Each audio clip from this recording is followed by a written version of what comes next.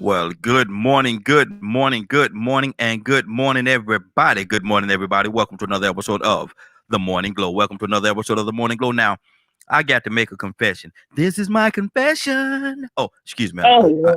I forgot what show I was on. I'm sorry, y'all. I got to sing you some Usha. But I'm gonna tell you something. We late getting started this morning, and it's all on me. I got to tell y'all the truth. It's all on me, man. I couldn't let that pillow go this morning. I held on to it as long as I could. I helped the owner, whether I held the pillow hostage or the pillow held me hostage, but we were together this morning. And I got a little ways to travel to get here to the studio, so it kind of kicked us back a little bit. So I do want to apologize to each and every one of you for that. But you know what this is, man. This is Black Friday. This is Black Friday. This is the day that we come together and we deal with the businesses. We deal with the businesses. We give you opportunity to come on board and to talk about what you got going on and talk about the industry and charity. Give you a chance to come on and talk about what you got going on, your business, your ideas, your thoughts, your dream, your aspirations, everything that you got. We put it all on the table. We make a big gumbo. I say gumbo. We make a big gumbo. Now I say gumbo because I'm gonna tell you something. Kristen said somebody she know how to make a gumbo. You know, I don't think she know how to make no gumbo, y'all. But good morning, good morning, Kristen. How you doing this morning? Good morning. Good morning. Good morning. Sure, How is everyone? Can you hear me? Yeah, we can hear you. We also can hear you. Don't know how to make no gumbo, but that's okay when you ain't comment on that part. But that's all right. We know you don't know. Because I know, when someone says something that you know is not true, you don't even justify with an answer. You just go on and let them think what they think because you know the truth. So I know the truth. So you don't know. So we just have to let you just one day figure it out. Okay. Okay. Now, hold on now. We got my other sister here with us too. Now hold on now. Yes, sir. Do you think Chris know how to make a gumbo? I know where she's from and all that stuff. I know all that stuff. But do you think she know how to, people in Indianapolis with Indianapolis 500 don't mean they know how to drive fast, do it?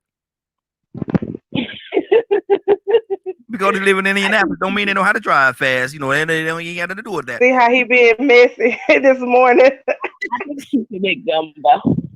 I think she got it. Hold on. She can make gumbo or umbo. Which one can she make? Gumbo or umbo? Which one we talking about? Is it the gumbo or the umbo? And I want an umbo. I want some gumbo. And just want to tell us about Black Friday, man. Tell us the history of Black Friday. And let's get into this thing, man, because we late, man, and it's my fault. We late, but we're gonna get into this thing. We're gonna tackle it and deal with it head on. So tell us about Black Friday. Black Friday is just a show that we came up with. That was just an idea on another show. We did a show on Black economics, and we found out that the Black dollar stayed within the Black community for only a few hours of in 24 hours. I believe it was like 6 hours, if I'm not mistaken. Mm-hmm. Don't quote me because my brain is on autopilot right now. No, you're right. No, you're absolutely right. It's 6 hours. You're absolutely right. Okay. So, one of the things that's lacking is people being able to promote and broadcast your business. So that's what we wanted to do. We want to take the hard work out of them being able to identify their brand and what they do and how they do it and all that good stuff. Mm-hmm. Exactly. And we do it and we allow them to come on. We allow them to talk about their business and do what it is that they want to do with their business. And we only charge them $3.50. $3.50 is all we charge them. Excuse me. We only charge them $3.50. That's the only $3.50. Now, if you can equate what the $3.50 is nothing. Not What's the half? Huh? What's the half? They're halfway there. They're halfway to the point where they're gonna call me in. They're halfway there. They just need to come the other half and get and make their way to that phone. They close. They might even have their hand close to the phone, so free and a half. You got the half. But my thing is, they need to call in, and we broadcast right now to 58, well, probably over 58 countries now. And so every city and state that you're living in the United States of America, you're speaking to your audience for free. You're speaking to your audience for free, and so you can't get no better than that. You're speaking to your audience. Tell your audience exactly who you are, what you do, why you've been doing it that long, and what is your passion for doing it. And you can speak directly to their heart, from your lips to their heart. Okay, hopefully to their wallet too. Hopefully to their wallet too. They're gonna come in and support you. But my thing is that's based on you. That's based on you. That's based on you. Tawana, what do you say to that? From their lips to everybody's heart. Absolutely. I mean, people should really, really, really take the opportunity. It's something that I've been studying. It's something that it makes really no sense to me. But it's okay. It's okay. Yeah. Because there's some people that really love everything that we do and how we do it, and that outweighs the days where we have no one to call in. Yeah. And like I said, if you've been listening long enough, I think those are the best days that I like, because you get to have people to come on that know what they're talking about to come on and teach. And I think that's what it takes. I think it takes a community and a group of people to just encourage one another. That's the one thing. Like, especially in this time, like right now, where we are in the economy. Some people that have, small businesses and stuff like that, they need more encouragement, because once you start looking at where you are, once you start looking at where you're going, once you start looking at things might not be looking good, you need some motivation. So hopefully that's what we provide, some type of motivation. Exactly. Excuse me. Christy, what's on your heart right now? I'm just excited about this day. I just love Black Fridays. It's one of my favorite shows because I too learned so much. And it's so much knowledge and wisdom that's partake in this morning on Fridays that you can't help. It just motivates me more to like, oh, I can become an entrepreneur. Oh, this is how you do this. Oh, I didn't know about that. So I promise you, I learned a great deal from the show. And to get off the subject, I just want to thank Raheem and don't stop. The I'm gonna mute you. I'm gonna mute you. I'm gonna mute you. I'm gonna mute you. No. You better not. You better not mute me. I'm gonna mute you. Hey, good morning, Anna. How you doing this morning, Anna? Good morning, Anna. Good morning, Anna. Trying to sing? Huh? Tell him to quit muting me. Trying to sing? No, Anna, No. Anna, stop that. Stop that, Anna. Stop that. Nope. She I was asking, is that what she was trying to do? Yeah, you know what she was about to do. No, I'm trying to thank Christy, stop. Okay, I stop. We love you very much, Christy. You asked me how was I doing this morning. I'm very, very slow, as you guys can see. Raheem, I got like 10 messages. What's going on? Is there a show going on today? What are you guys doing? We're here. Good morning. Log on. We love you guys. We're waiting to see what we're going to be talking about. And that's it. I'm ready. Good deal. And we have Mr. Hold on, I gotta say this name right, because this is a legend right here, Mr. Donald Toussaint. We have Mr. Donald Toussaint. Good morning, Donald. How you doing, sir? Good morning. Did you say legible or legend? I said legend. A legend. He said legible. Let me. He said allegedly, Donald. He said allegedly. No. There you go.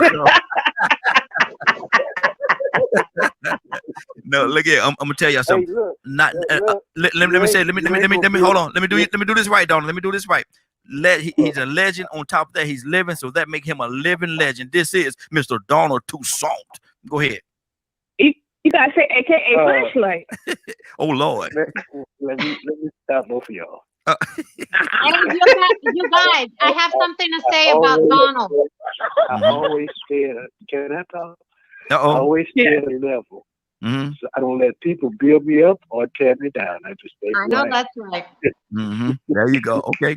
And I wanted to say something about you, Donna. So Yes. you ain't got to be getting no big head. Look at him. No, sir. So the head gonna get smaller. It's just stay the same size, man. And so it just stay there.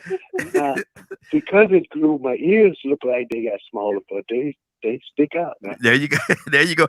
Anna wanted to say something. Anna wanted to say something to you, Donna, on what it is she's gonna say. But prepare yourself, brother. Prepare yourself. I got well, this is really good. I got Donald's book in the mail right away. I started reading it. Excellent book, Donald.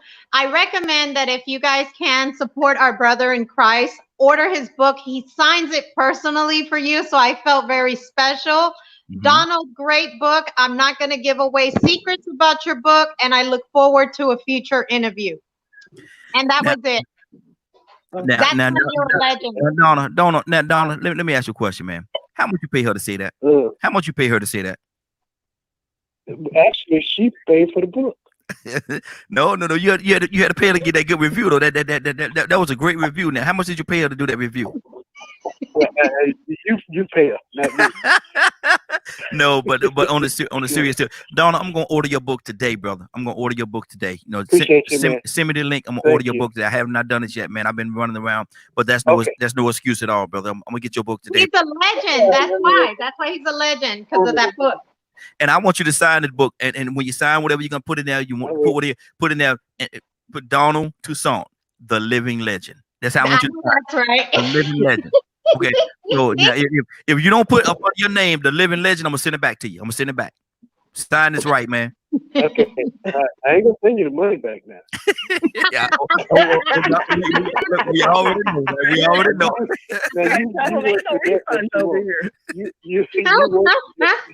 That's a cruel businessman there, boy. That's a cruel businessman there, boy. Hey, look, I got a mute up. So go ahead. Okay, all right, good deal. Okay. Hey, y'all know this is Black Friday, man. This is Black Friday. So I want to ask a question. Twan, I'm coming to you with this. I'm start off with you. Someone is starting a business. Someone is starting a business. They have an idea. They have a great. They even has gone so far as to create their business plan. They have their business plan. Now it's to the point where they have to go out there and get either a loan, investors, group fund, whatever they're going to do. What would you recommend? And I know it's different for everybody, but what would you recommend would be the best way for them to get their funding together? If they provide a service or they have a product or whatever the case, what is the best way to get their funding? It depends. I think people is. Okay. Hey, Tawana, your volume went down very low. We can't hear you. Hold on. Did I tell you? No, you back now. Yeah, you good now. You good now. I think people think too hard about this particular question. It really, depending on whatever type of business that you're trying to start, it really does not take a lot of startup capital to start a business. It just depends on what type of business you're trying to run. That's why I said, right now, this is the digital world. This is the e-commerce world. This is not so much brick and mortar. Before the Luton, it wasn't brick and mortar because, people have the option of shopping online. People have the option of waking up at 2 and 3 o'clock in the morning and still wanting to shop, and you can't do that at brick and mortar business. You have to wait till they open. So it just depends. A lot of things is really cheap nowadays. Just to get started, I don't so much as try to think, and I probably would never encourage anyone to do investors. It's because it's a lot of red tape, and you need to have a lawyer involved. One of this lady that I'm working for, that I'm doing promo for, she had an idea and she had an investor, and I'm asking her these specific questions that she knows nothing about, and the investor is like, hey, well, I can start selling these in my store. And I'm like, well, what kind of contract do you have first to know that to know what she's gonna do because you don't know her. So, I'm really, really iffy. I had people that was like, "Oh, can I buy into your company?" Absolutely not. Because you just have to be really, really careful. And I would encourage that if you want to invite investors or if you want to do any of that type of stuff, that you contact a lawyer first. Just because you don't want to spend all your blood, sweat, money, and tears into something and you didn't read a contract and now you don't own anything inside of your own company. So basically, what can happen is they could take over your company. They could come along and because you didn't have the contract, didn't have the proper paperwork, they can take your company from you. Oh, absolutely. See, and that's the thing, and that's why it's really important. I'm trying to get one of our attorney friends to call in today as well, so they could talk about the legalities of these things. They talk about the legality. But Anna, what do you say to that? If somebody is starting a business, brick and mortar business, and they've done all the things that they needed to do, to the point where they got the business plan, they got all that stuff. Now they're to the funding part. They're to the funding part. What would you say would be the best way for them to get funded for this particular business?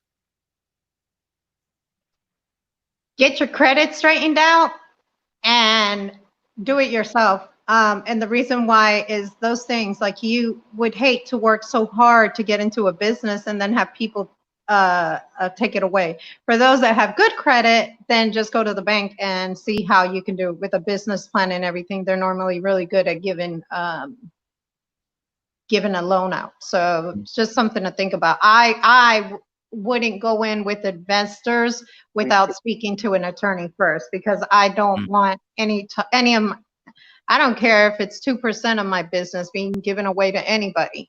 It's my business and I worked for it. It was my creation. It was given to me from God, my thoughts, you know what I'm saying? So I'm not saying mine, but everything came from God, and he didn't give you that for you to give to others. That's just my opinion. Good deal. Christy, and the reason why I'm asking everybody this question, because I want you all to know, the listening audience to know, that everybody have a different perspective. Everybody have a different input on what we're talking about right now. So Christy, I'm coming to you. What do you say would be the best approach?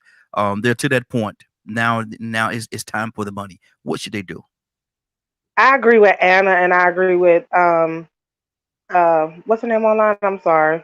Tawana, because I had I know of a situation where this man, he started his own hot sauce or barbecues or seasoning something, and his children was the one who asked him to do it, and his son was the one who took care of all the business end. Well, when his son did that, whoever he went in business with, I guess the contract or whatever he had said that they had sole proprietorship or whatever.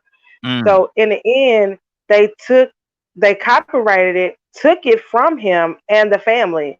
So now they have no rights to it. So I would be like, you have to be very cautious of contracts. You have to know what you're doing. And if you don't know what you're doing, it's small business loans out there. And like this, depends on your business. It doesn't take that much to start up a company. But you can't think that your startup, you can't think that when you start, you're going to be at $1 million trillion or you're going to have the money that you wanted. You got to start somewhere. And as you start and you grow, that's when you feel your business needs as you grow. So, and like I say, I know a lady who had her license to do nails and hair, but she didn't have a shop. So she made her garage into her shop, which was real nice, until she can afford to buy a place to have a shop. Exactly. So you got to start somewhere. So don't think that you have to have $1 million to have the best at that time. You just start where you can start, save, and then by little bit, depending on your business. I know a guy who had a tattoo shop. He started out doing it in his basement, then he got a shop, then he added other tattoo artists. So you have to start. You have to be able to know your limitations and where to start. Exactly. And can I add something really fast? Absolutely. I wanted to go back to something that Anna said about going to the bank and getting a loan. our people specifically to start getting comfortable with, because some things that we don't know about business, some things that I didn't know, is that you don't need to use, if you have a business, your business is its own entity. So you don't need to go to a bank and get a personal loan in your name. You can get a business credit. And a lot of people with stuff that we don't know, these are loopholes that we don't know, and we need to know. Your business is its own entity. So you can borrow money and you can do all this stuff against your business. Yes. As a whole, versus going and getting a loan as your personal loan. So basically, and just for clarity for people that may not understand exactly what she's saying, you don't have to use your personal social security number. You can do it. You could do it up under your business name or EIN or whatever the case, and get a loan that way. And that way, absolutely, it does not cross the two up. The two does not crossing. It's not based on your credit score, I guess is what I should be saying. Absolutely. Curtis, what's on your heart, brother? We asked the question, man. Somebody's wanting to start a business. They got everything. They've done everything they needed to do. Business plan, everything is in order. Now it's time for the money. What do you say, Curtis, is the best way for them to go and acquire the money that they need? Well, that all depends on what kind of business they start and they overhead look like, when they sat down and do the numbers. Me personally, I just think it's best that you just bootstrap it. Bootstrap it until you have some profits.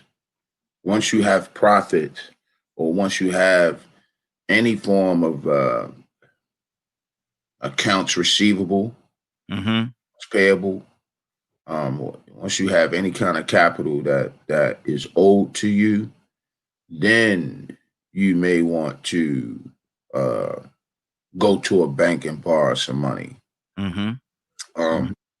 But when you coming out the gate, and already you in a situation where you got to get loans, already done decrease your profit, already kind of putting yourself in the green, unless you just got to, because that's a part of your. Curtis, so let me ask you this question. Do you think that a person, if they're going into business, if they've gotten to that point, do you think they should have X amount of money already in the pot to sustain the business for X amount of time until money start coming in? Do you think they should have that already? I think you should have at least enough money to operate. So you should at least have enough money to operate, or you should try. One could try to go into a business where his production matches operational costs. You know what I mean? So basically, you'll never find yourself in the red, so to say. You starting out, you never really in the green yet, but you're not below it. You're not red. You know what I mean? Like, sometimes we have ideas and we start businesses, but we don't really look at what's the operational cost. How much is it going to cost for me to operate my business on a day-to-day, and which of those costs? See, here's the easiest way to put it is, a lot of people start a business, but they don't understand what is called fixed costs or variable costs. They don't even think about that. They just know that they got a good idea and they run with it. But all at the same time, you have to, the one thing that I learned, you have to understand what your fixed cost is and what your variable cost is. Good deal. Those two determine what your profits are going to be. And worse, those two really lay out what you take home after you pay all your logistical costs, your administrative costs, you name it. They're going to determine what your profit is going to be, if any at all, for the first 2 years. I tell myself, if I'm going to go into a new business venture, I always tell myself that I'm not going to make any money for the first 2 years. Yep. Good deal. Let me do this right here, Chris. I want to pour some more people into the conversation, and let me do this. Chris, I want to say this to you. I wasn't trying to. I know what you was about to do earlier, and but the flip. We appreciate it. Let me say it like that. We appreciate it. We appreciate it. All right. I don't want you to think that we don't. We do appreciate it, but I don't. To God. I understand. To God be the glory. I understand. Okay, good deal. I'm like that too. I'm like that, more or less like that too. So I understand. I didn't take offense. Okay, yeah, I just wanted to say, to God be the glory. To God be the glory. We got some people on the phone line. We got someone on the phone line from the 678 area code. 678 area code. What's your name and where you calling from? 678 area code. Good morning. Good morning. Good morning. Good morning. How are y'all today? It's Andrea. Andrea. Good morning, Andrea. Andrea, this is Black Friday, and we're talking about startup capital. We're talking about startup capital. What is what would you think would be the best way to obtain startup capital? You got everything lined up. You got your business plan, everything, all your ducks are in order. But you need the money. How do you think one should acquire that money? Have some money, like Mr. Kurt was saying. You need some money to start with anyway. You need something to live off of, because it takes a lot of work when you're trying to start your own business. And if you're going to have employees, you got to have something to be able to live off of, because you have to be the one to put your all into it. You have to be the one who makes sure that your business don't go under if you want it to be successful. That's good. So this was my thing. And I have a question. We have an answer. Okay. Well, I hope so. Okay, so for people who like to invent stuff, is there some kind of funding? Is there some kind of grant you can get for people who do inventions? And everybody mute your line. We got a lot of background noise going on in the background, so mute your line for me if you're not talking. I see, and I'm gonna go to Tawana because she may have more expertise on this than I do, but I do see commercials on TV, and I don't know whether they're trying to get over, they're trying to get you. They might take your idea or whatever, but I do see commercials on TV. If you are an inventor and you have an idea, then come over here to this company, send your idea, submit your idea to this company, and we will blase, blase, blase. But what is the bottom line? What are they trying to do? What is the percentage of what they're trying to do for you? And it's so many different variables that's tied up into that. But I have seen those commercials where they're talking about, Kurt is smiling, where they're talking about inventors and stuff like that. You could come to us and we will fund it for you. Tawana, what do you say to that? We had this conversation a while back. I remember it went a little bit left. That's how I remember the specific conversation. We was talking about grants, and we was talking about how much money the Black community leaves on the table at the end of the year. Because if you're a minority in business, there are grants for everything. You just got to know how to get them and how to apply. One of the things that we want to encourage more people is to, once we figure it out, then we're going to share the information, because this is what happens. We need trillions of dollars at the end of the year. They allot trillions of dollars for small Black business owners, minority. If you're a woman in business, if you're a man, it just depends. It falls under different categories. What happens is, what I've been studying and listening to people that are expert in this field, is what's happening is, because we leave so much money on the table, the other demographics of people, specifically Caucasians, are figuring out a way to get these dollars that are specifically allotted for Black business owners. That's good. That's good. Kurt, what was on your heart about these commercials that you see all the time, talking about the inventors coming to us, and we will do this, and we will do that, and we will do this? What's on? What's on your heart? Man, for real, I'm like you, because I have an invention in my mind right now. I can't draw. That's the only reason I ain't tried to produce it, because I can't draw it. But and I saw those commercials and I was like, you know what? Maybe I need to holler at them. But then I've thought, because I've had I've had, to my knowledge, I've had one film stolen from me. And I can't prove it, but there's a really famous TV show that's on right now that is really blowing my mind how close it is to what I wrote. Shark Tank. Well, I get the Shark Tank thing, but when you're talking about those commercials, I thought about calling them because I figured, okay, you know what? If I get with them, they can help me draw my idea and this, that, and the third, and I'll be all right.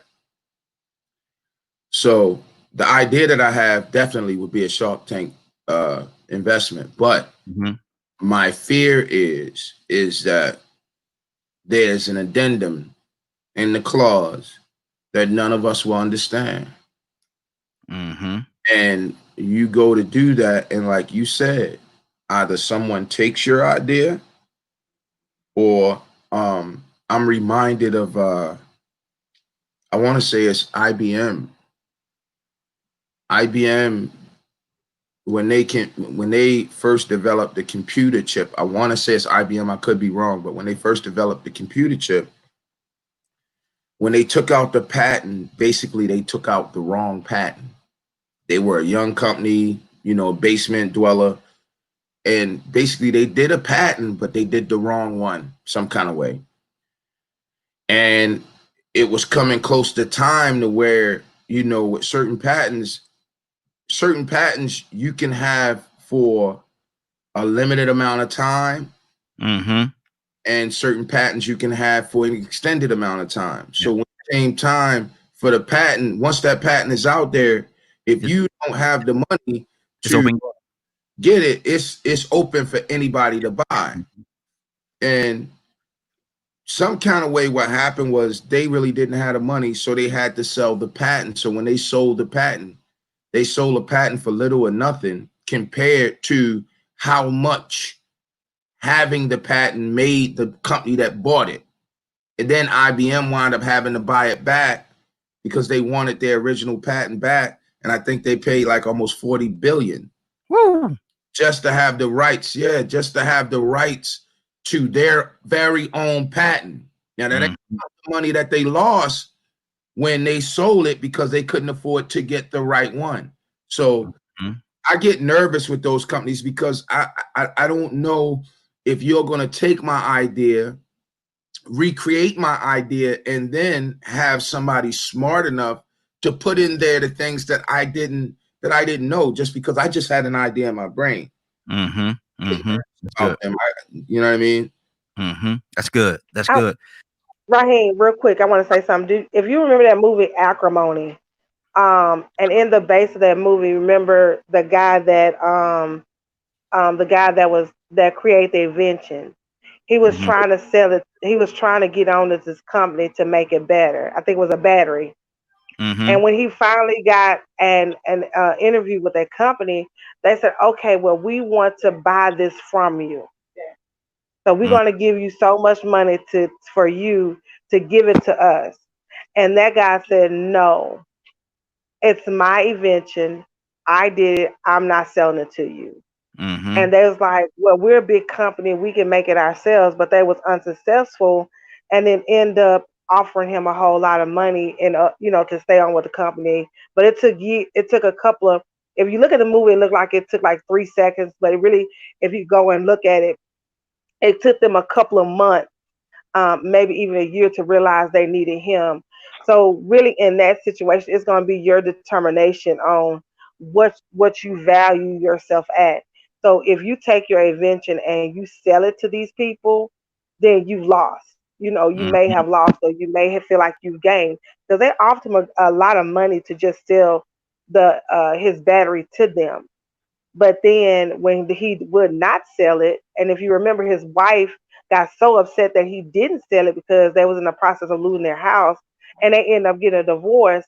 But then when they realized that the invention was something that they really wanted, and offer him a job and offer him the lifestyle, that's when the wife, got upset because, Acrimony is a movie, of course.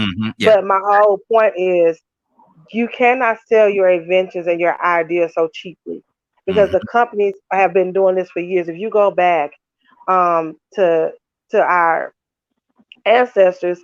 If you go back, every time we invented anything, it was taken from us and given to someone else to say they did it. Mm-hmm. You know, in Black history, I know I learned a lot about the inventions of African American male and females that contributed to this American society that just now getting credit for doing those things because someone else said they did it. So that's what Exactly. we have to be careful of. So I feel Kirk on that. Hey, absolutely, absolutely. And we have another call from the 302 area code. Caller, what's your name? Where you calling from? Greetings. This is John Carter, Wilmington, Delaware. John, what's going on, sir? How you doing? I'm pretty good. Can you hear me well? Yes, sir. Yes, sir. Absolutely. Yeah. Absolutely. I'm doing great. Now we're asking a question, and John, I want to get your input on this right here. Starting a business. Let's go back to starting a business, and how should you acquire the capital for your business, or should you already have it? Well, it's a number of factors you should have when it comes to capital. You should have something, but nonetheless, before we get to the capital part, you have to learn your business inside out. Mm-hmm. What I've learned in this lifetime, when people say they don't have money, don't necessarily mean they don't have it. They just don't have it for what you want to invest in you. Mm-hmm. So the money is always there. Furthermore, if we change the language and look at it from a different viewpoint, if money is considered currency and currency is energy, and we're all electromagnetic individuals, your money is right here in the people.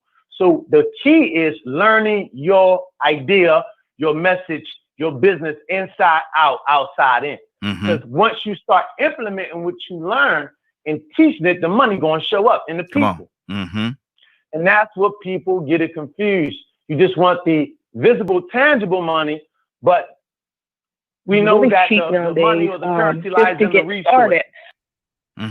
I'm sorry. It lies in a resource. So if you got 1,000 people in front of you and all you thinking is the dollar, you just want the with an idea, visible business, you missed it. Visible money, but yeah, I'm starting to watch party. So, you give me that feedback, brother. I apologize for that. Go ahead. It starts to. You have to go beyond the capital, and you got to learn your message because the business is eventually started with a message. You understand what I'm saying? The idea started with a message. Which should transition to a campaign, then the business, because people just don't get involved in companies if it's not beneficial for them. Absolutely. Message and campaigns lead to businesses. You understand? So it's about learning your business, learning your idea, the message, because once you start implementing that thing, the money gonna show itself. The building is show everything you need to show itself. Everything you need will show itself. So basically, what I'm hearing you say, is put it in motion. You got to put it in motion. You got to put it in motion. And let me add this to them companies. Companies steal. Yes, sir. You don't really have to tell them your full idea. If you start sharing, if they can get you to start talking, and you know we love to talk because we just trust everybody. We get to talking, okay. They never even get to the point of asking you for or really about the patent, etc. Because they jotting everything down you saying. Now they're going to try to create. Might not be similar to what you have created, but we got to stop talking. We got to stop talking to any and everybody. Yes, so John, we tell everything. We tell too much. We tell everything. Nobody takes nothing from us. We give it away because that's the trusting people we are. That's we good. Ain't gonna let, no matter how trusting we are, you ain't gonna let me come where you are, Brother Raheem, and go in your pockets and take your money. Exactly. Ain't nothing you under the sun. You ain't gonna just let me do that. You understand what I'm saying? So we give things away, and when you analyze it microscopically, we give it away. That's why I said in one of the stop trusting everybody. Let them earn that. Let them earn that trust. It's good. Let them earn that. And that movie that the sister was talking about, I did see it. The premise of that movie is he believed in himself. You got to believe in you. You got to love, respect, and care for yourself. And when you have nobody else to encourage you, you got to encourage yourself. Yeah, good deal, John. Hold on. His ground based on him. Hold on, John, brother. We'll listen to you all morning, brother. But I'm gonna pull some more people into the conversation. Hold fast for a second, brother. Anna, what's on your heart right now? I like what he's saying because you asked a question about those commercials. I don't trust that as far as I could see it. I love the show Shark Tank, Yeah. or whatever, but I don't trust that neither because you're talking about what you plan on doing, and that's why the show is called what it's called. You don't know who's stealing your idea, and some of the most creative. Sorry, I'm having eyeglass problems. Some of the most creative people that you can meet are people of color. And I'm not just saying that, man. Back in the day, before the stickers went on diapers, you had my grandmas in Puerto Rico putting stickers on the diapers to make them stick together, which probably would have been a huge idea today. They probably would have made a lot of money, but never thought to do anything with it. So with that being said, I wouldn't talk about nothing I'm doing unless I trust you. And I don't trust, you all know, I don't trust too many people for me to talk about what's going on now. No, I have like one or two. That's it. And you shouldn't. You shouldn't. And if you are talking to them, it should be a business plan that y'all are going to do together. Just what I feel. Exactly. Christy, what's on your heart? Well, I've watched Shark Tank. I love Shark Tank. And if I could, Damien would actually be the one that I want to go in business with. I love him. He is so cute. Okay, anyway, getting back to the point. You want to go in business with somebody called cute. You want to go in business with somebody called cute. No, he's smart. I said he was smart first. Don't do that. I say he was smart first, but he is cute. But I really love Shark Tank because the people that's on Shark Tank, when they invest in their company, these are companies that already established, they already have a patent. Some patents are already pending. So it's not easy to steal what they have because they already have been in business and sold. Because that's why they say, well, I want you to invest 2.5% in my company, and we're offering you so much money. Like, we want you to invest for $250 million, $1,000 or whatever, because they're evaluating their company because they already have sales and it's already operating. So I love Shark Tank because if you listen to them, they give them great sound advice. The free advice that you're getting on Friday here is the same advice they give you on Shark Tank. The exact same advice. If you listen to the guy, the kind of big white guy with the bald head who's money hungry, if you listen to him sometimes on Shark Tank, he makes sense because he's coming from a capitalistic point of view. And the two women are always emotional with their investment. Like, well, I don't feel, but he's like, look, let me tell you something. It ain't got nothing to do with feelings. We'll just make money. I don't care about what the consequences is on people. Can it make me money? And if it can't make me money, I'm not interested. So in a business frame and in a business mind, that's what we have to start thinking is, our ideas, the things that we do, it make money. Just like in Color Purple, when she was talking about we have to do things in a systematic way, in a systematic way. But she was talking about she put the, see, don't let them run over you. You have to put the socks just like we do it in a systematic. We put the socks in between the sheets so they can dry. So we have to do things systematic in a systematic way, and especially with our ideas, especially in how we give people our information. We can't be, like I say, can't be too willing to give it away. But you have to know what investors are, and investors are in it to make money. And if they can make money without you, they're going to do it. So you have to be careful and have your contracts sealed, contract, or do it yourself. So. That's good. That's good. Donna, are you back with us? Tucson, are you there? Okay. Tawanda, what do you say about this? We're saying a lot about the investment side and dealing with these investors. I was back. Okay. What's on your heart, Donna?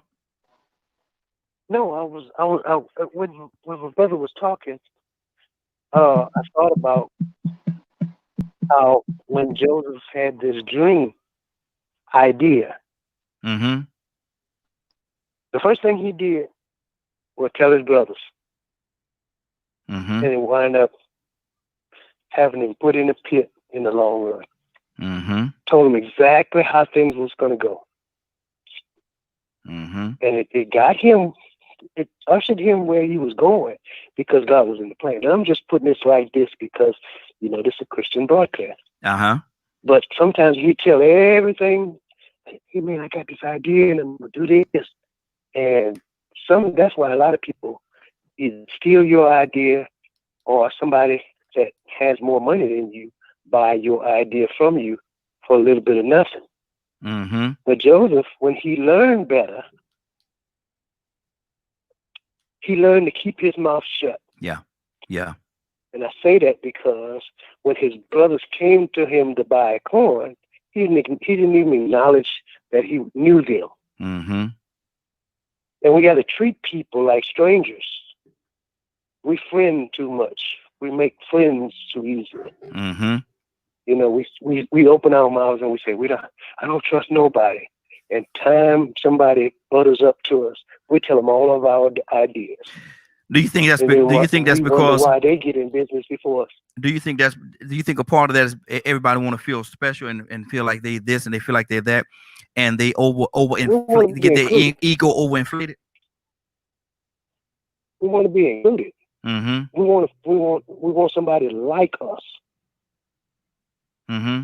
And we set up for the okie doke. I'm not too bright now. Oh Lord. But I watch and I observe a lot. Mm-hmm. I don't talk much, but my dad told me, he said, son, look, you got 2 ears and 1 mouth. Mm-hmm. Mm-hmm. Exactly. And that's good. That ought to tell you something. That's excellent advice. Tawanda, what's on your heart right now? I'm sorry, I was eating something. Mm-hmm. But, with Shark Tank, I would say to each their own. I don't like the idea or the whole concept. One, because you're giving away part of your business. That's the one thing. And I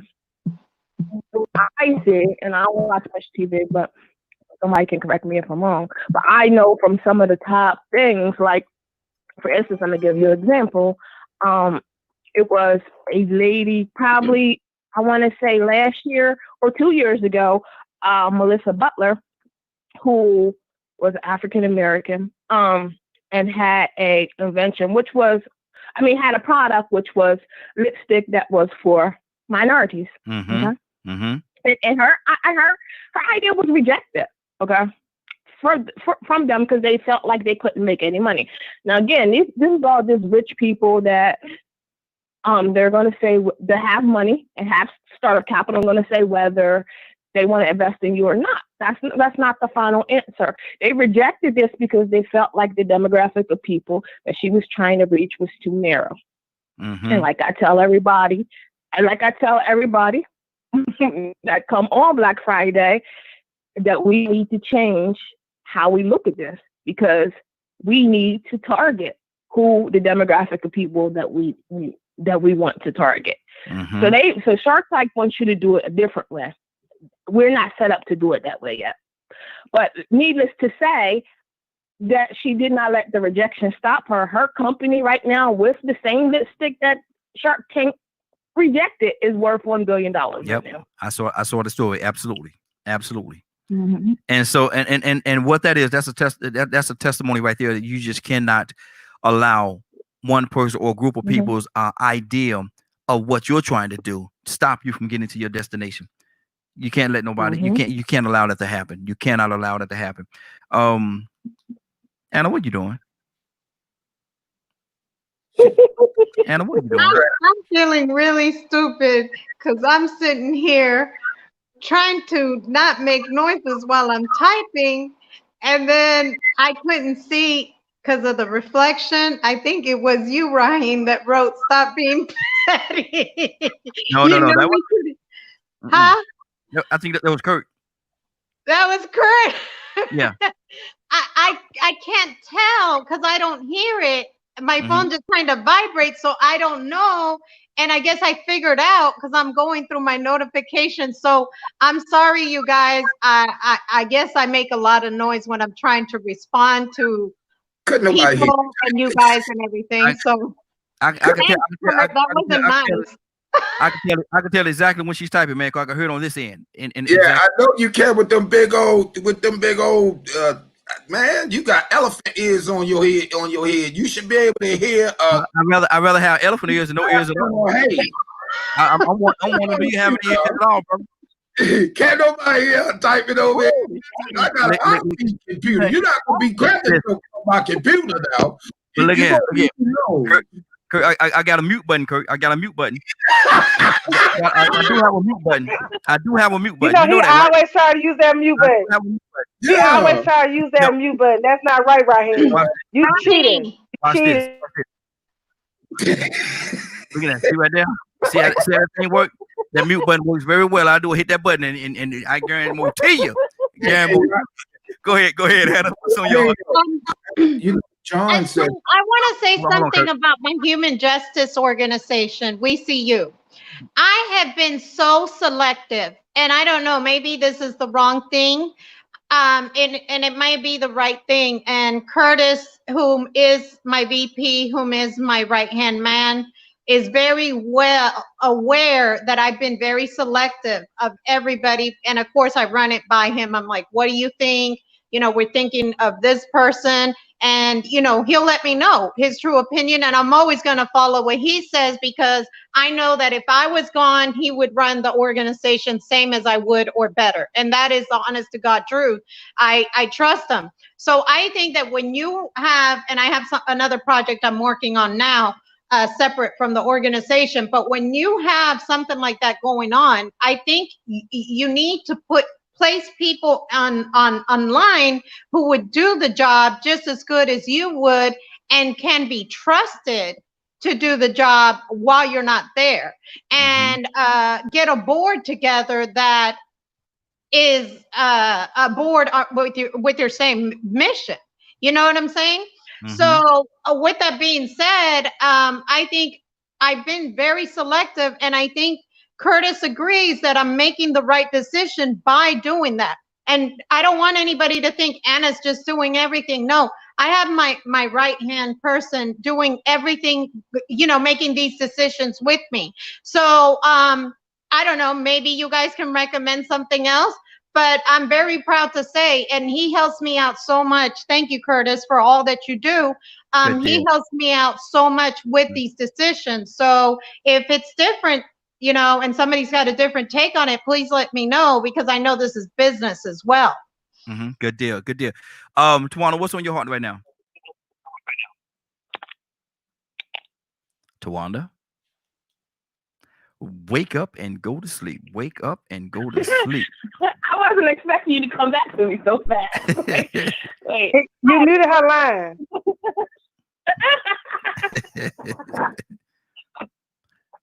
All right, I had to put a password on my phone, right? And the password is so long.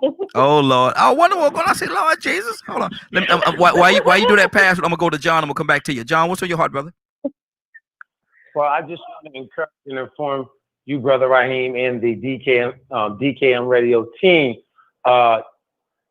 You guys are in position. This thing is about being in position. You heard this saying, if you build it, they'll come. And with confirmation again was when Sister Anna came on today, and there was a little delay in getting on, and she was like, everybody was saying, what happened? No radio. I did the same thing with Tawanda as I'm looking on the site. What's up? No radio stations there. So people do know, yes, sir, that DKM does exist. So praise you're God. in position. Just keep letting that energy go, like I hear you guys sharing, because energy follows thought. When you let that go, you cannot underestimate the power of that energy traveling. So keep doing what you guys are doing, staying in place, and letting that energy go, and you'll see the numbers increase. You'll see the numbers increase. Absolutely, I appreciate that, brother. Definitely appreciate that. Tawana, are you ready, Tawana, or I'm gonna go to Curtis, because Curtis, like, he got something on his head he want to say. What's on your heart, Tawana? Oh, go ahead, let Curtis. I go after Curtis. Go ahead, Curtis. Curtis, he's shocked. He's shocked now. He's shocked. Got a look on his face like a deer in the headlight. He don't know what the world is going on. Kurt, talk, man. And you know, I was thinking about something that John said that we tend not to do as business owners, and I think a part of it is because we have this great idea, and then like, okay, we just so pumped up about the idea that we really don't really know the intricacies of what needs to go into everything in order to bring that idea to fruition. Mm-hmm. Boy, look here. Boy, you using big words this morning, intricacies and fruitions. And go ahead, brother. Go ahead. One of the things Raheem, you know, I did graduate from the number 6 business school in the world. So, you know. What was one of the requirements that you learn some of the big words you be using? Yes, it was. You better learn that boardroom talk. You better. Okay. Because somebody might hit you with it. You thinking it's all lucrative for you. You don't even know they taking $4 million out your bank account. Exactly. Let me say this. It was somebody was a professional athlete. I think it might have been Magic Johnson. That said, I don't mean to cut you off, but you brought this to my mind. He was saying when he first got into the league and he went to certain meetings and stuff like that. The first meeting he went to, he was blown away. He was dumbfounded. He said, but after that, he went to the meetings with a dictionary. Right. Right. You heard the story. He went to and every time somebody you want a big word, he'll sit there here in the middle of the meeting, he'll look it up and read what it means, and then he'll go from there. But it was amazing that he said that because he wasn't ashamed to do that. He wasn't ashamed, but yeah, he wanted to be up on it. Man, being honest, man, sometimes, man, if you get around certain cats, you'll hear him talking, man. And I swear, if you don't know how to do word comparison, or if you don't understand, like, what is it? Similes? Context clues. Yeah, context clues and stuff like that.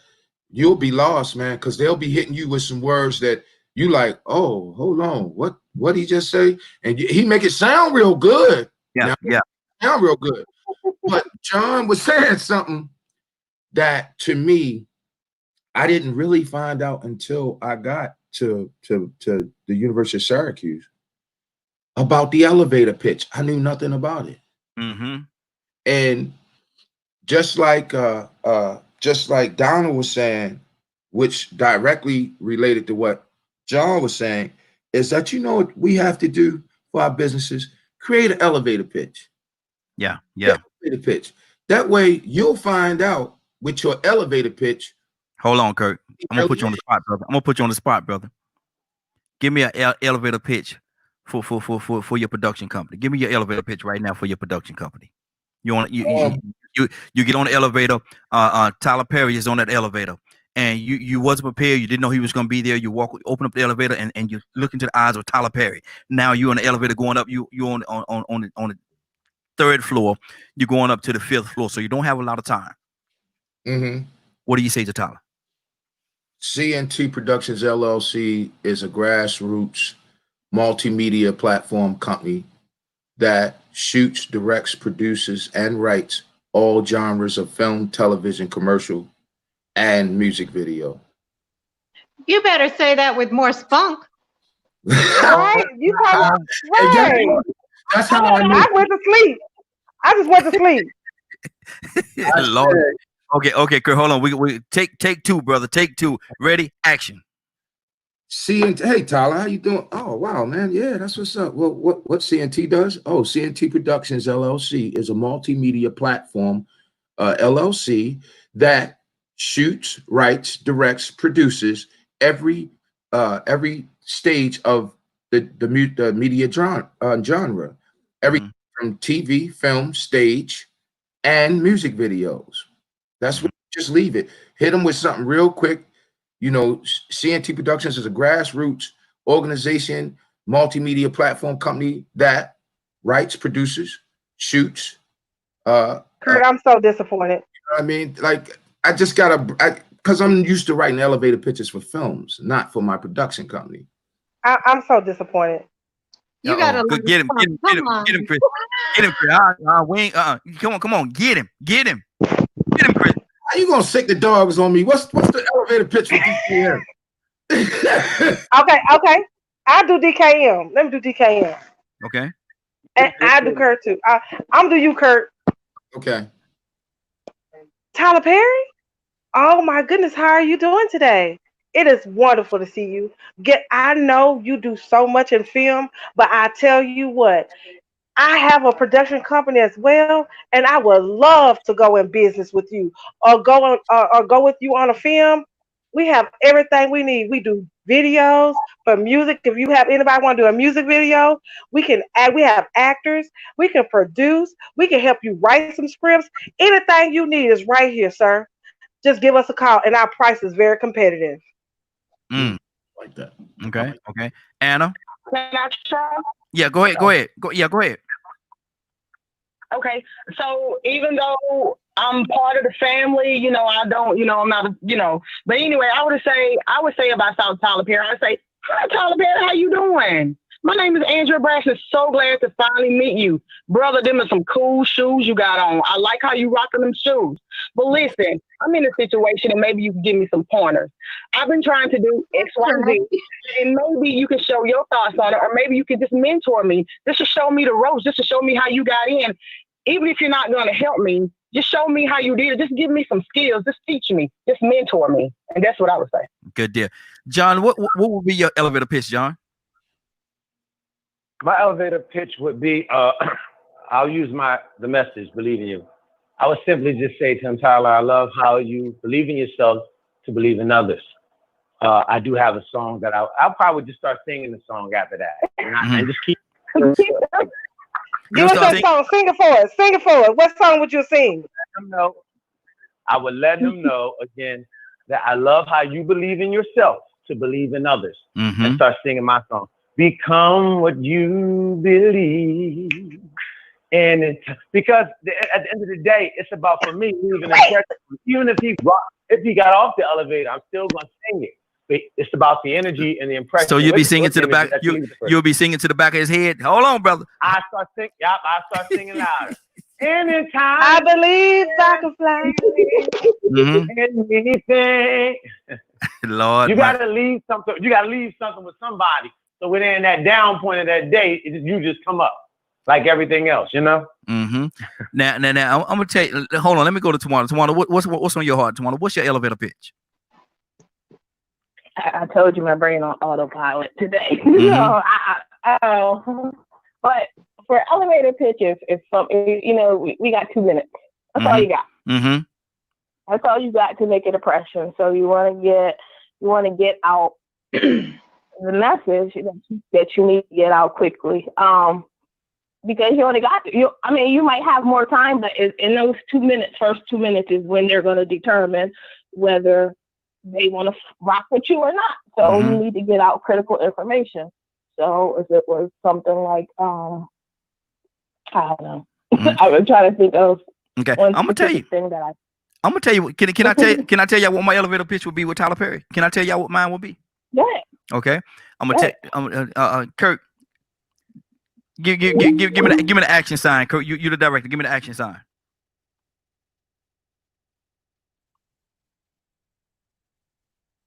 Okay, what you doing, man? Just say action, man. What's all this other stuff? People can't see you, man. People can't see you if they're on the radio, man. Just say action, brother. Action. Just action. Nah, okay. What's all this extra stuff you doing, man? Man, unmute your phone and just say action, man. What's all this stuff? Lord, my Jesus, man. People can't see all that, man. But listen, this is what I say to Tyler Perry. Oh, man, you Tyler Perry, ain't it? Yeah, you Tyler Perry. Man, good to meet you, brother. I need to tell you something, though, man. You falling off, man. You falling off, brother.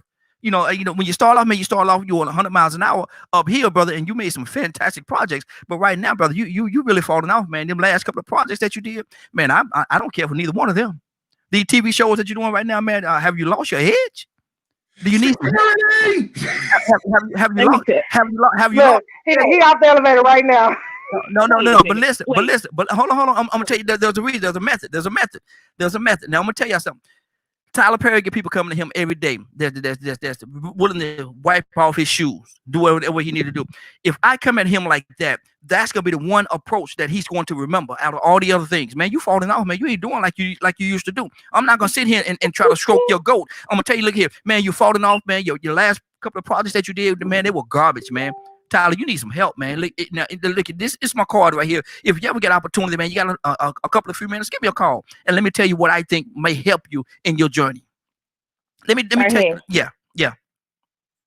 Tyler Perry gonna cuss you out in Jesus' name. Okay? All that's fine, and you may be right. But my thing is, I just want to leave an imprint in his mind. I just want to leave an imprint, so when he get by himself, when he having a long time, he think, man, this dude, man, who is this dude, man? And he gonna tell other people about it, man. Do you know this dude came up to me, and he talked to me like this, and he said this to me. He's gonna talk about me. Now he's promoting me. Now, if I ever get in front of these other people that he spoke to about me, now they at least know who I am. Now it's my opportunity and my responsibility to seal those deals that I come in contact with. I'm not gonna stroke it. I'm not gonna sit there and try to stroke his ego. People do that every day. I would not encourage. I would not encourage people to do that. Okay, I'm just saying me. I would. Go ahead, Curtis. Yeah, see, the thing of it is your elevator pitch can never be about the person you pitching to. Mm-hmm. Your elevator company has to solely be about what you do in 2 or less minutes. Mm-hmm. And realistically, you don't have 2 minutes. Mm-hmm. You have more like 30, 45 seconds to deliver an elevator pitch. You got 30, 45 seconds. I remember when I pitched before graduation, a kid went in there, and when he went in there, he had how can I put this? He had the character, but his wording was so off that stopped him right in the middle of his pitch. Out in the hallway, work on it, and come back. Most of the time, most elevator pitches, you'll start out with one today, and by the end of the month, you will have had probably 40 different pitches. Mm-hmm. What you have to do, if you wise, you'll create a pitch for every you'll create a pitch situationally. So the same pitch that you use in a boardroom ain't the same pitch you would use in the club. Mm-hmm. The same pitch that you would use in the club ain't the same pitch that like Chrissy and Anna would use at the beauty salon. Mm-hmm. It can flow in different ways, like with that TV show that with the TV show that I believe was stolen because I submitted the script to script competition. Mm-hmm. One of the major backers on the show, he called me and he was like, "Kurt, man, what you working on?" I said, "Yo, I got some things going on." And he's one of the major donors at the University of Syracuse for veterans. And he said, what you got going on? I said, well, I got a little something going on. He was like, no, what you writing? And I said, well, I'm writing a little something. He said, what's the pitch? Mm-hmm. And immediately when he said it, I've been working on this pitch for a long time. And I think I said it on the show before. I said, after a close encounter with an atheist, 2 deities are forced to dwell on earth and deal with the dualities of man. That's what the script is about. Mm-hmm. Say that again. I said, after a close encounter with an atheist, 2 deities are forced to dwell on earth and deal with the dualities of man. He was like, can you send me that script? I said, well, yeah, I'll send you the, yeah. He was like, I'll send you, I told him, I said, I'll send you the agreement, the confidentiality agreement first. But then what happened was when he asked me for the confidentiality agreement, now I know it's business. Mm-hmm. It's business, because now that's how you find out if this person is really about business or if they get ready to rob you. Because the response to you should be something that protects you. Oh, yeah, send me a confidentiality agreement. Can you send me a confidentiality agreement? Okay, now they're thinking litigiously, I got to make sure that this person is square because I don't want to be caught in no litigious battle. So we wind up, doing what we're doing. And his wife, who actually won Tony's is for plays. Yeah. No, yeah. Tony's is for plays. Tony's for plays, yeah. Yeah, she won Best Producer for Who's Afraid of Virginia Woolf, The Color Purple. There's another play, Wicked. Mm-hmm. Flashed on Broadway. And read it, they read it. They sat down, read it together. She got back to me. She said, look, I don't invest in TV, but let me see where you go with this. And then me and my husband will definitely make an investment to help you get it off the ground. Like, really really get it off the ground. Yeah, wrap it up, Kirk. Mm-hmm. That pitch, man, is everything. It's got to be something. It's got to be. I ain't gonna go into my own theory on it, but it's got to be something that catches the eye. So basically, what you're saying, my pitch was garbage. Your pitch wasn't garbage. Tawanda. Garbage is at the trash heap. But your pitch was not. It wasn't good. It wasn't good. Not for Tyler Perry. Three things that people, Go ahead, Tawanda. It's three things that people need to keep in mind Mm-hmm. when you run into a situation like that, and you have such a limited time to do it. People start off all wrong. It's three things that people need to cover: who you are briefly, what does your company do, and what value that you can add to this company that you're trying to pitch to. That's it. It's people. I think people think way too much into it, and then they start talking about some stuff that they don't even need to talk about, like you was just trying to do. And you know, Tyler Perry might rough you up a little bit, right? He ain't gonna rough me up now. Look, I got 357 reasons why he ain't gonna rough me up. I get him up off. I got 357 reasons why he ain't gonna rough me up now. You know, like I say, you know, he can say what he want to say from over there, but he ain't gonna rough me up. I guarantee you, I got 357 reasons why Mr. Tyler Perry ain't gonna rough me up. I'm just saying, I'm not a violent type man, but like a violence shall be met with violence. And I'm gonna tell you something. If you try to rough me up, we're gonna let rough meet rough, and we're gonna see who gonna out rough who. We're gonna see who gonna out rough who, because I'm ping ping ping. I'm gonna play ticky-tacky-toe. Hey, Bishop, good morning, man. I'm being silly over here, man. Good morning, man, Bishop. Good morning. I'm just laughing at you, man. 357 man. You know, good know where Tyler Perry stepping. You like Mr. Perry. How you doing, sir? See, now, see, you said that because we're being funny, but Bishop, you know me now. Tell the truth. What I'm really gonna say. Yeah, okay, thank you. I ain't call up on it. If he ain't Jesus, I ain't impressed. He ain't Jesus, I ain't impressed. Mm-hmm. I know that's right. But I do appreciate Christy acknowledging how, you know, my baldness and how handsome I am. She was talking about me earlier, right? Nah, she said now word about you, brother. She said now word about you. I got She said now word about you, brother. Oh man. Yeah. Well, if you shot me down, you'll shoot Tyler down too. That's okay. There you go. Like I said, ain't number one truth, brother. We like to practice it around here. Ain't number one truth. I'm gonna do it. Bishop was supposed to bring us back. He didn't take us further under, Bishop. But Bishop, what would be if you met Tyler Perry? What would be your elevator speech? If you had a business and you really want him to do business with you in your business, what would be your elevator speech to Tyler?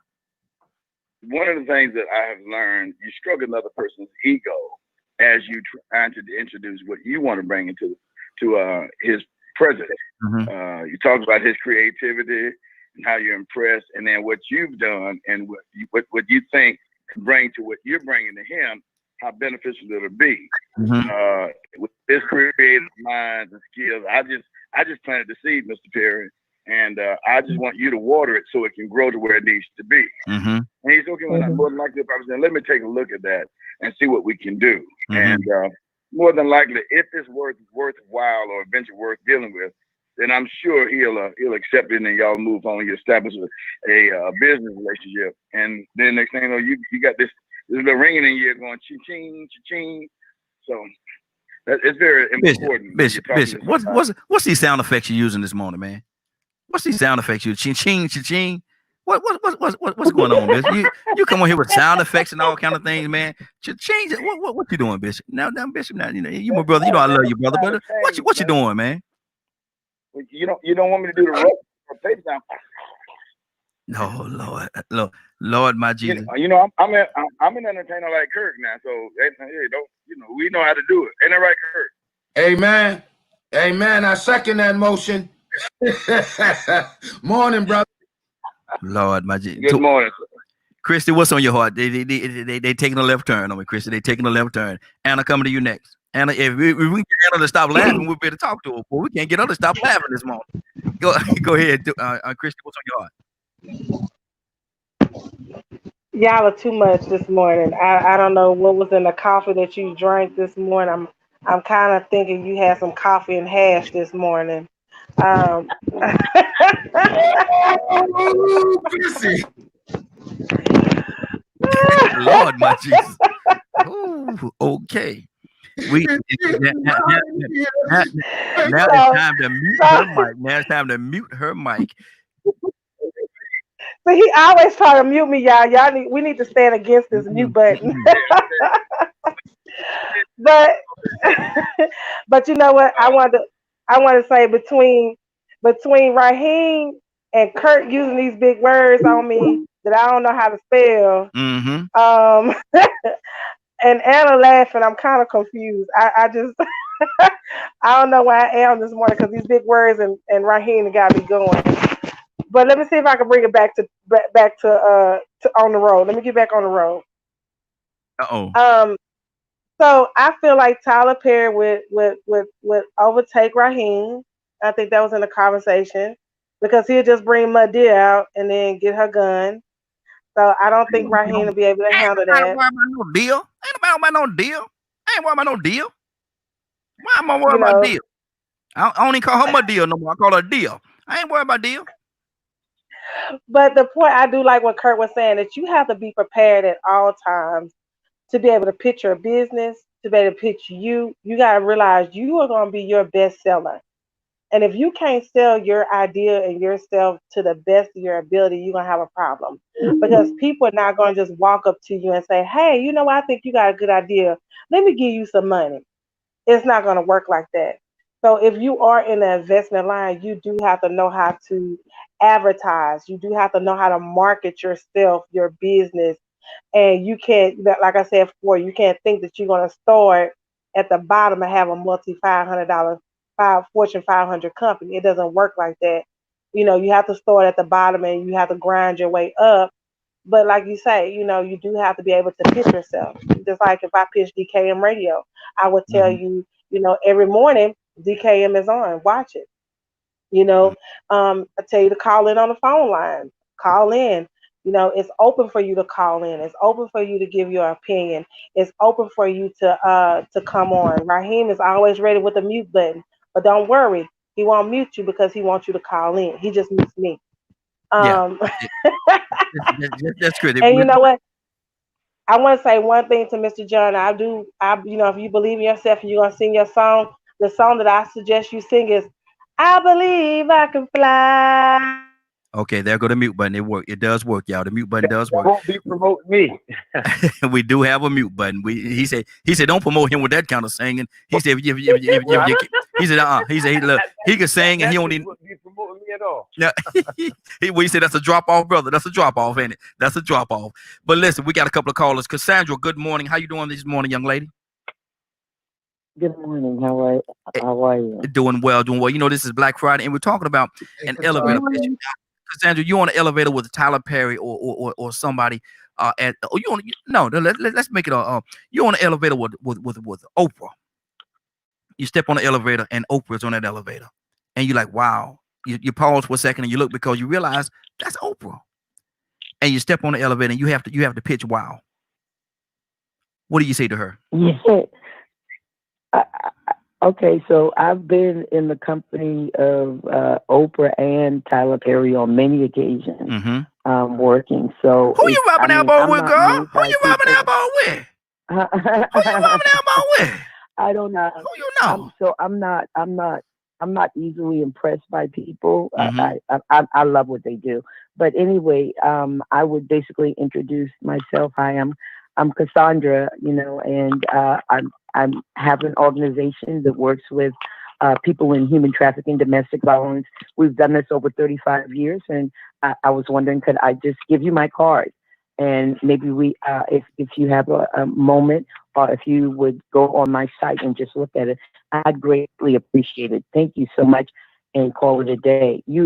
First of all, I'm not allowed to talk to them, so that doesn't happen on set. We are not allowed to talk to them at all. People do it, but we cannot talk to them.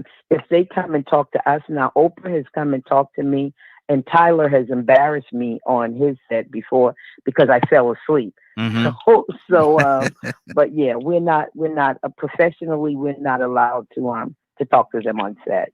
That's here. I don't know what anybody else does, but that's a no. That's in our contract. That you cannot speak to them at all? We cannot talk to them. No. If they come and talk to us, or like if they come in and you say good morning, they say good morning, that's it.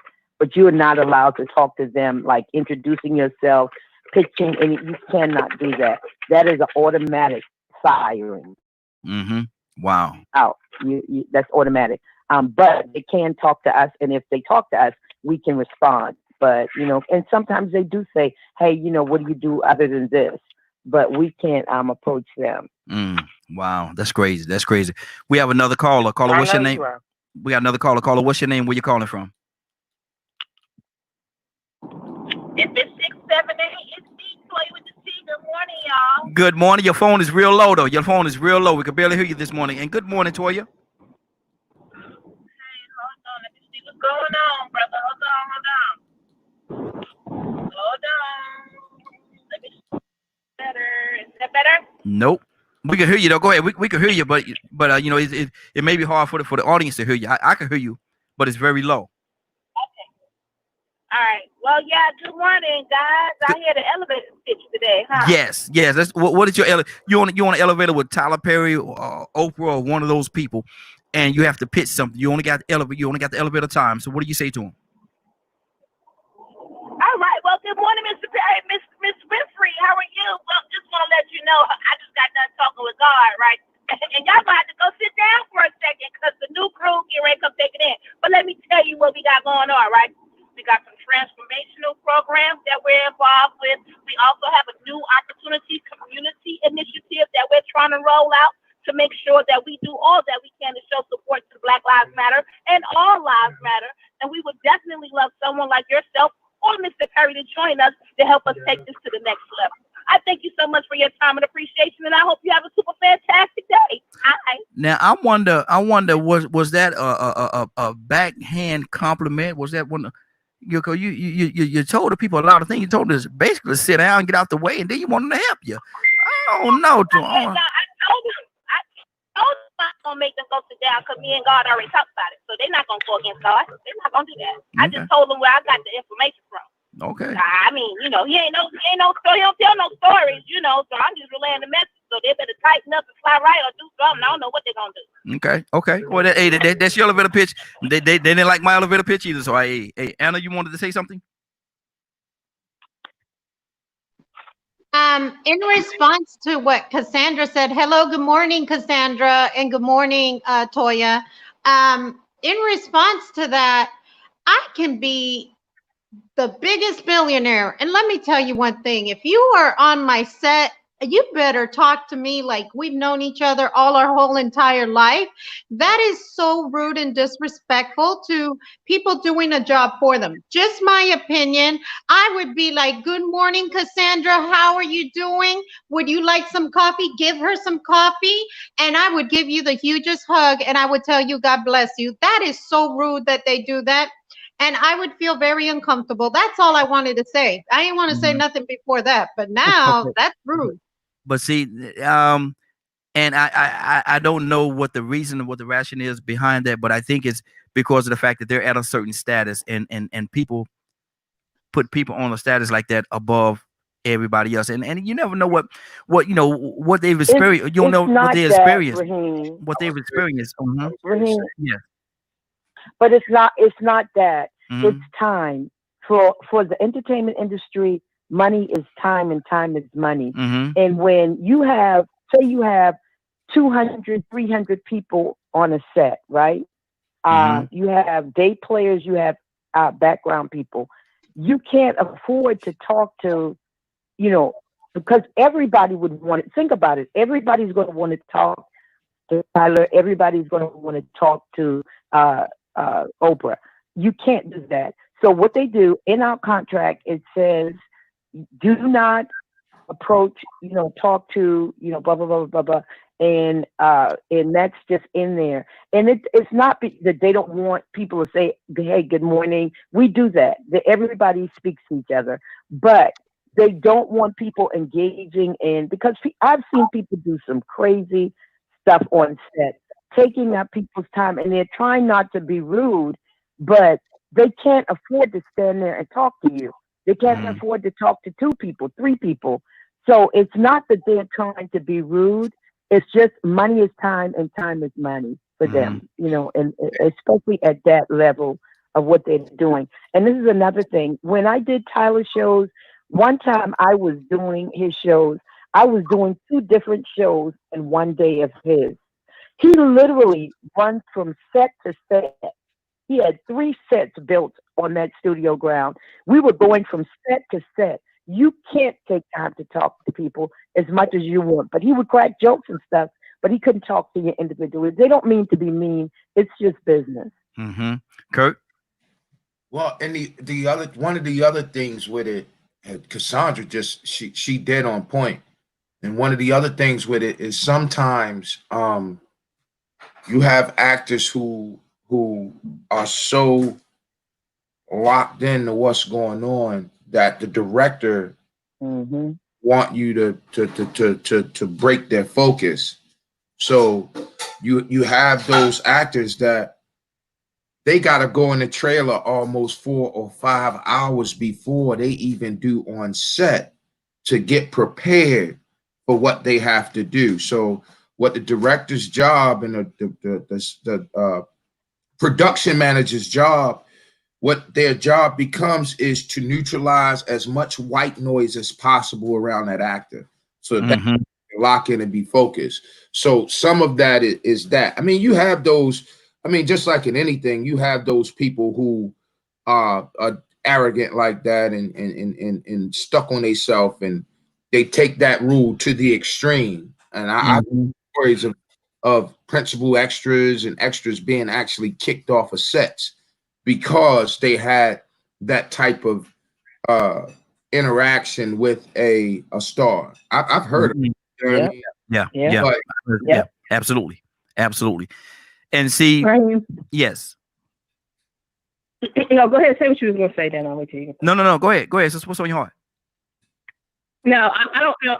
I don't know if we're gonna go a little bit over, but before we go, y'all know why I'm here, because I need John Carr to sing his new song when we got time before we leave. Okay, John, hang out with us, brother. Don't go nowhere. We're gonna get you to break out that solo. We're gonna get you to break out a solo, and we're gonna get Anna to help you on that solo. Anna gonna help you on that solo. Y'all gonna do a duet. Y'all gonna do a duet. Absolutely. I can't sing. I place at your feet. Oh, that I. Oh, shoot. Come on now. Leave it alone. Kurt will rap with him. Look at. Y'all can tell me I didn't do that right there. If this world were mine. You go ahead, brother. You need to sing it, brother. Hey, Donald, you need to mute yourself right now.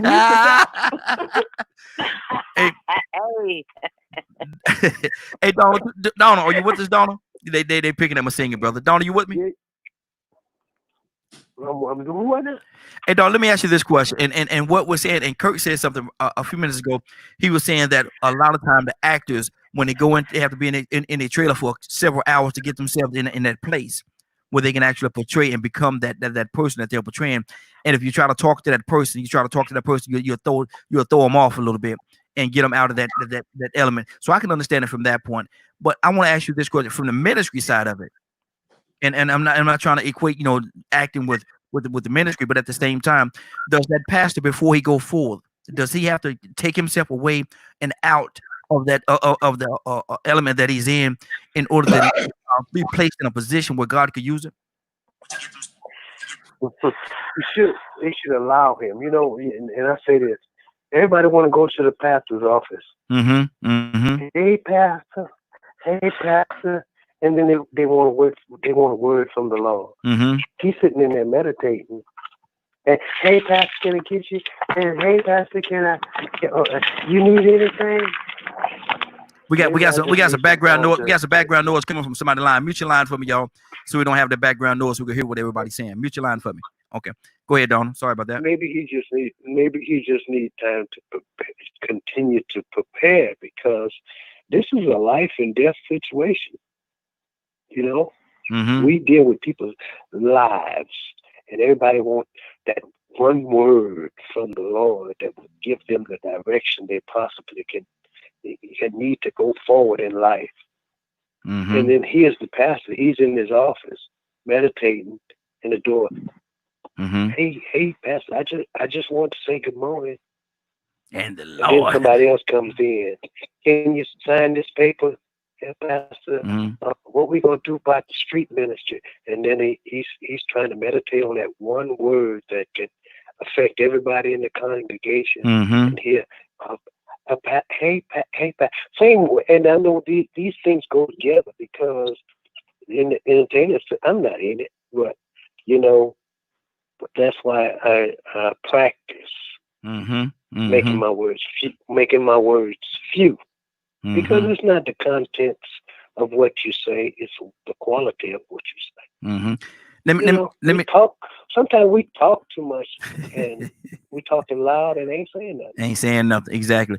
Cassandra, what would you say to that, Cassandra? The pastor is would you equate it somewhat similar or even the same, because he has to take himself out of the element that he's in or she is in order to bring forth the word, and then you got people trying to go up there and talk to him and throwing them off and taking them back where they trying to get away from. What do you say to that? Is there any similarities there? I believe that there is, especially when it comes to actors.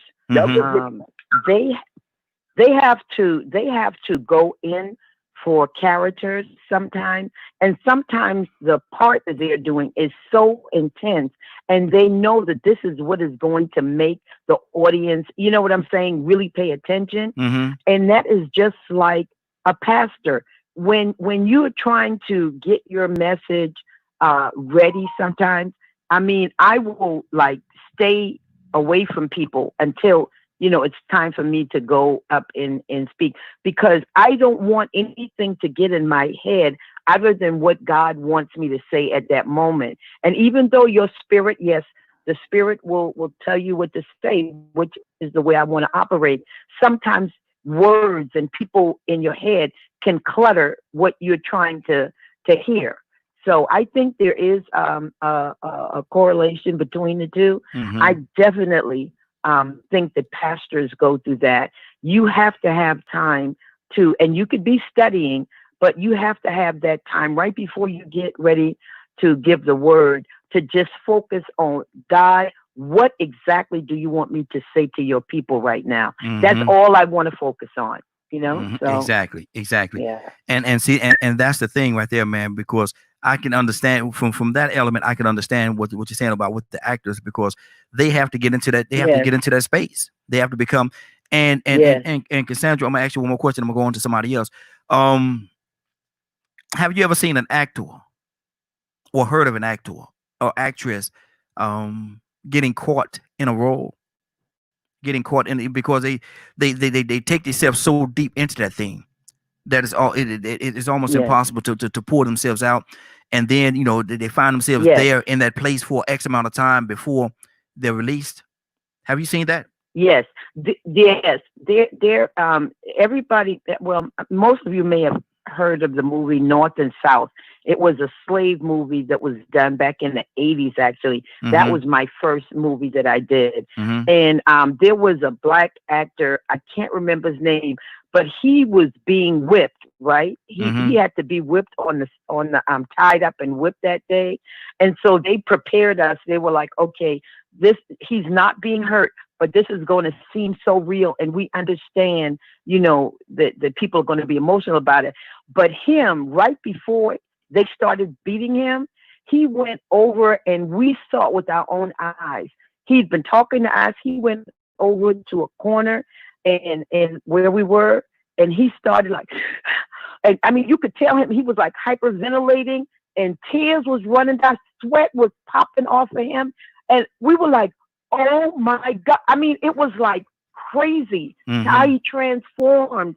into that part. And then they tied him on the stake, tied him and started the whipping post and started whipping him. Everybody was crying. Wow. Men whipped, everybody was crying. So sometimes, yes, they do have to do that in order to grab the characters the way they need to. Wow. I want to go to Bishop right now, but I, on an acting standpoint, I have to go to Curtis because Curtis is an actor as well. Curtis, have you ever seen that a person get trapped in a certain character, and it's hard to bring themselves back out of it? Well, I've not only seen it, but I've been it. I've been it. Especially when you playing characters who have some kind of weight to what we would consider the modern society, or weight in terms of the movement of the African American community. I've been it as Dr. King and as Malcolm X. I remember one time I was playing Malcolm, and I just got off stage and I came straight home. Normally when I do a show, I never come straight home. Take an hour and a half. I'll go the long route to get home because I need to decompress. And I need to take it all in. And I came straight home, man. And I was married at the time. And my wife said something to me. And before I knew it, I was like, "What'd you say, woman?" You know what I mean? And she was like, this is a Christian household. You go out the door with that Muslim. You know what I mean? But I was still caught in the character and what was transpiring. So as an actor, you definitely can go there. Now, I had a friend who worked on a really good friend of mine who worked on the Batman set with the late great Heath Ledger. Yeah. And I've heard several people say that that character took him almost to a point to break. Yeah. So the character really messed him up because he got locked in that he couldn't release himself. Yeah, he couldn't release himself.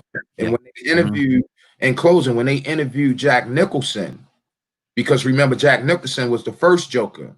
When they interviewed Jack said, "Hey, he got too far in the character." And when I did it, I had to tell him, "Love you, baby." I had to tell him to pull back. Didn't want to go that far because the character is too dark and too the backline story of the character is so messed up that you can get caught up in that. So yeah, it happens all the time. Wow. Bishop, what's on your heart right now?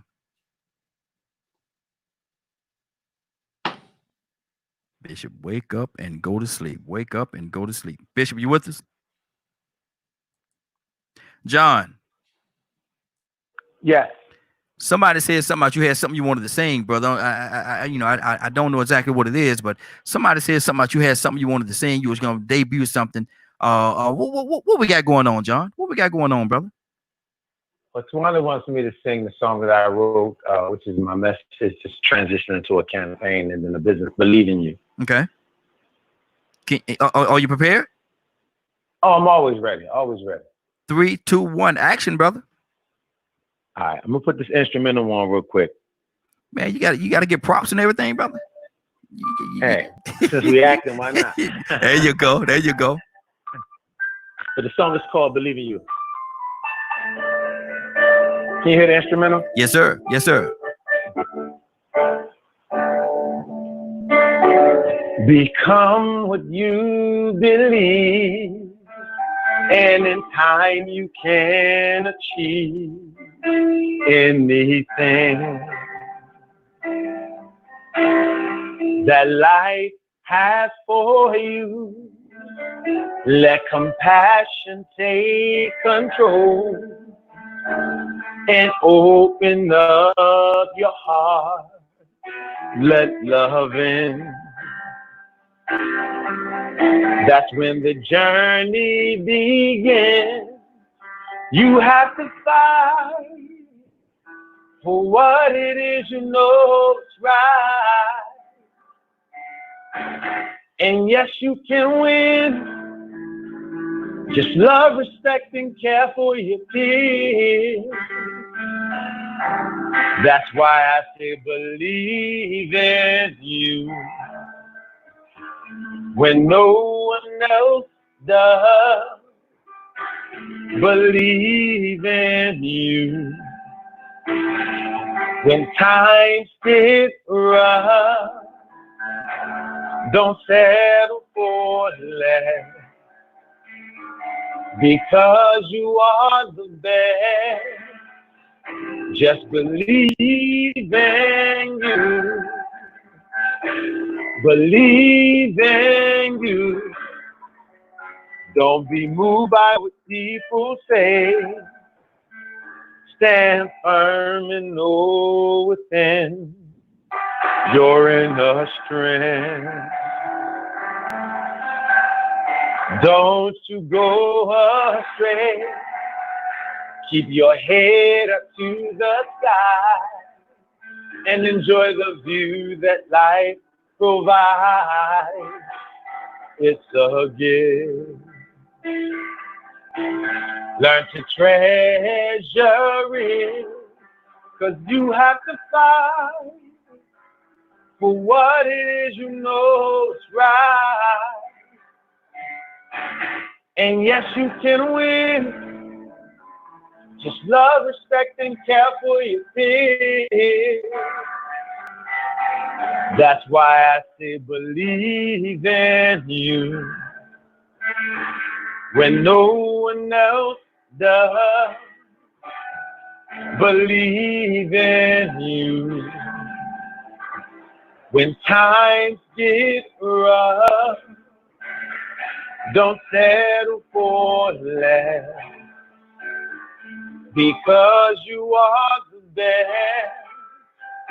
Just believe in you. Believe in you. Last verse. Sometimes you may want to give in. Just trust in you. Know you can win. And don't let your problems get you down. Where you can rise and stand your ground. Stand your ground.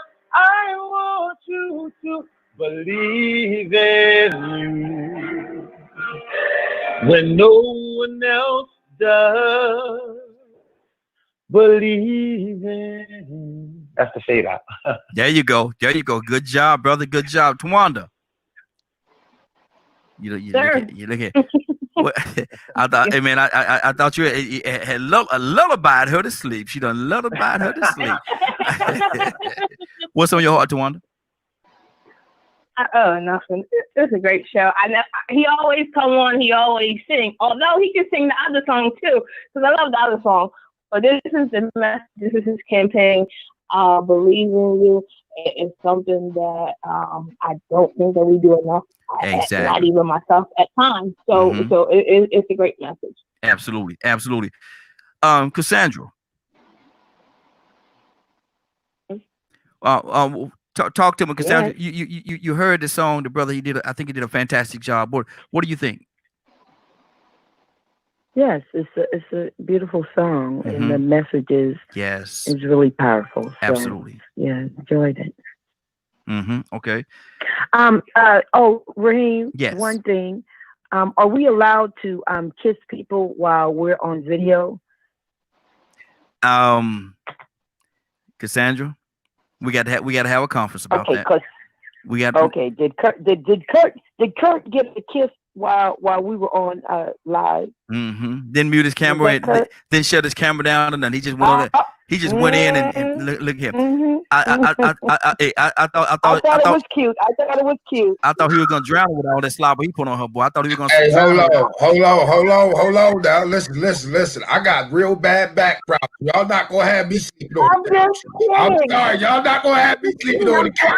I'm jealous. I'm honest. You trying to send me to the doghouse? I'm not going to the doghouse. Even I'm too big for that. I can't fit. I'm gonna get to it. If I gotta get to it, because I'm not sleeping on the couch now. Yeah.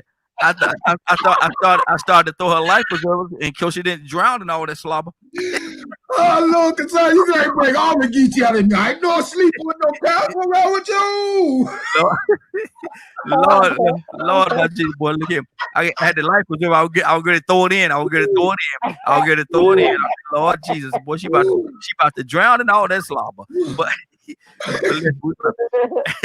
it's time. Hey, Raheem, please tell Cassandra.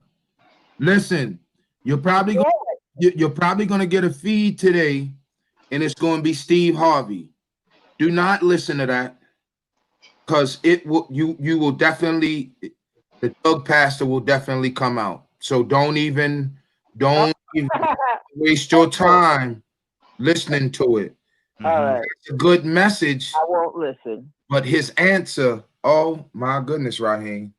No, oh God, no. So y'all even listen, don't even waste your time. Got you. Well, listen, we're about to get out of here. Tawana, anything on your heart before we get out of here? No, nothing at all. Good deal. Great broadcast. Let me go to Andrea. Andrea, anything on your heart? Andrea, wake up and go to sleep. Andrea, you still with us? I think she had to work at 9 o'clock. Okay. Cool. But I just want to. I do have something, because when you said her name, I just want to encourage people to continue to sign a petition for her daughter. We moved this morning to 500K signatures, which is amazing. I think maybe a few weeks ago we had 68,000, and we have 500K this as of today. 500K plus. So just it can be done. So when you hear that, when you see the petition, please sign and continue to share to get justice for our daughter. And it gives us great hope on other petitions to change laws, because we got 400,000 signatures in such a short amount of time. Absolutely. That's good. How can they sign it? I will drop it in the chat. Okay. Good deal. Yeah, do that. That way they have full access to it, and we don't want to give nobody no excuses why they didn't sign. I didn't know where to go. No. We're gonna eliminate all of that. Anna, what's going on at 3:00 today? At 3:00, if you missed this show, you can watch it on www.dkmradio.com. And I'm sorry, not watch it, listen to it. Or you can go on www.DKM Media Group and Associates and watch it in its entirety. We'll see you then. Absolutely. John. Yes, sir. Pray us out, brother. Yes, sir. Pray us out, brother. All right. Before I pray, I want to say we got to continue to fight for what we know is right, and yes, we can win. So with that being said, Heavenly Father, we do thank you for life. We come before you doing just that, thanking you for all that you've done, all that you yet to do, that we continue to focus on you and our purpose on this planet. May we continue to exhilarate that abundantly, continue to protect us, guide us, and lead us in the right direction. Deliver us from all temptation, Father. We thank you in the name of your Son, Jesus Christ. Amen. Amen. It's been a great broadcast. I want to thank everybody for joining us. More than that, thank you for allowing DKM Media Group and Associates and the Morning Glow to be a part of your morning. It is now 9:17. We're about to exit the Morning Glow. But before you go, I want you to do me two favors, if you will. One, I want you to continue to pray for us, because we're certainly praying for each and every one of you. Number two, why? This is real simple. I want you to go out there, find somebody, and give them a hug, because you never know. It could be the only hug that they get, or it could very well be their last. Love you, and ain't nothing you could do about it. Have a great day and a better tomorrow. That we shine some of this light on you from the Morning Glow. Take this light out into this wicked and cruel world that we live in, and let your light so shine. Y'all have a great weekend, and we will see you back, if God say the same, right here Monday morning on DKM Media Group and Associates. Love you, and take an opportunity and love each other.